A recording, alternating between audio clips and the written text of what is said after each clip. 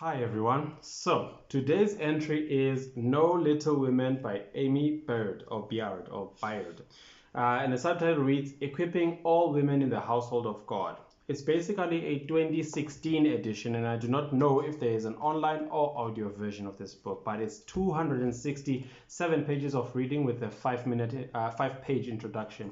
I read up to page 37 because I was quite intrigued by the first chapter, and I wanted to see what the gist of it is. All right, but basically the font size is about 1.8 millimeters with yellow pages. It took me about 2.5 hours with a lot of distractions in between.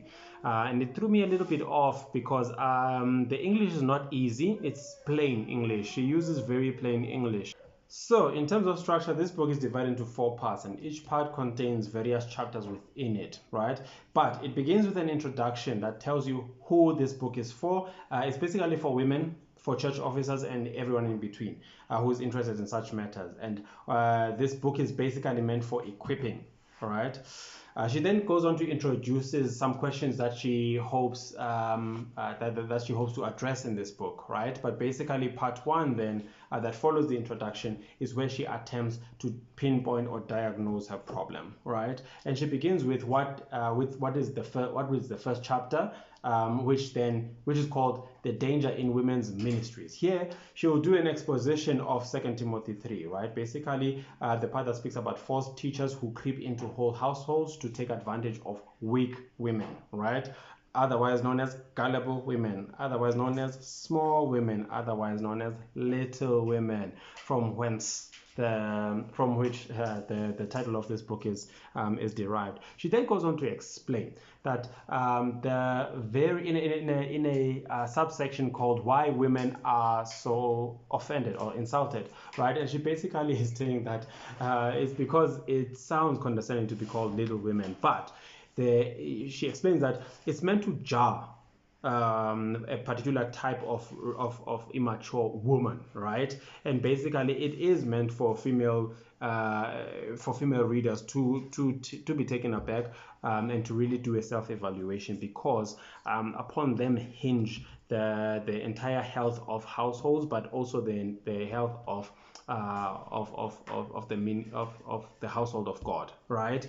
And what she's saying here is that listen, women have a certain influence they have over churches, over households, right? And because of this, it's a sort of a double-edged sword. When combined with good doctrine, these attributes, these characteristics to be able to smooth out hardened egos or to initiate intimate conversations, when combined with good doctrine, they can actually produce a very healthy environment, right? But the flip side of that is that they can be very devastating if the woman is self-centered or manipulative, right?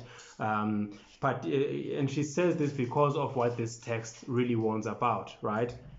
And how women who are in the latter category of selfishness and stuff like that, who are already burdened by a lot of sins, who are already led astray by various passions, who are already ever learning but never really arriving, right? Which makes her vulnerable, right?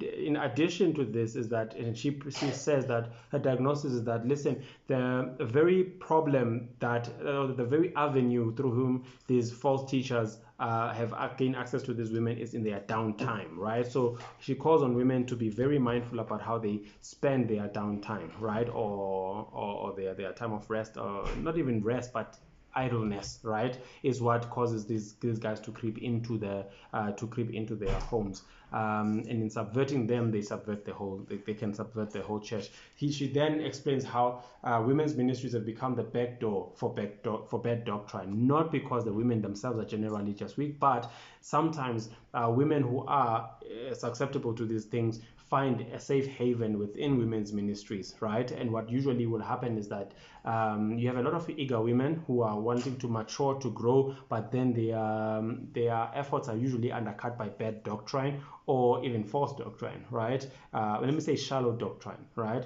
And the church leaders or church officers are completely unaware of this. And so she calls on women to accept nothing less but good doctrine, and that does take some will work, will work, the work of the will from within themselves, to really come to God's word surrendered, right? Able to learn and come to conclusions about things, right? Never just learning and never even coming close to the to a true understanding of the truth or acceptance of the truth. So you have to grow one's own theology, and to learn to be conditioned after God's own thoughts, right?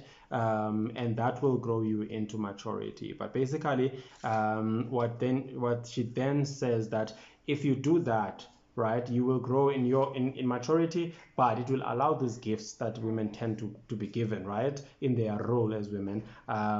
It allows them for them to flourish, you see. And you must be willing to walk in light of God's presence then, right? But having said all of that, here my key observations.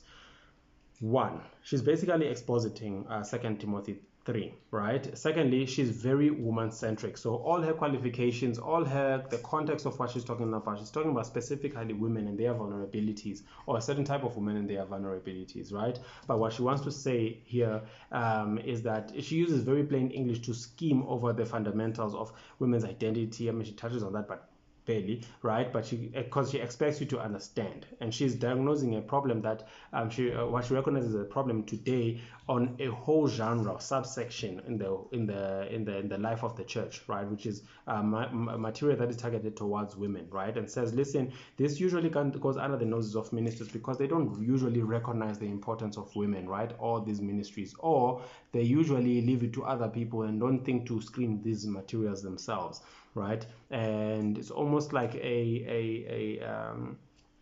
through their silence, they are saying that women are not important, whereas the publishers know how important women are. The false teachers know how important. The devil himself knows how important women are, actually, and women in the churches specifically.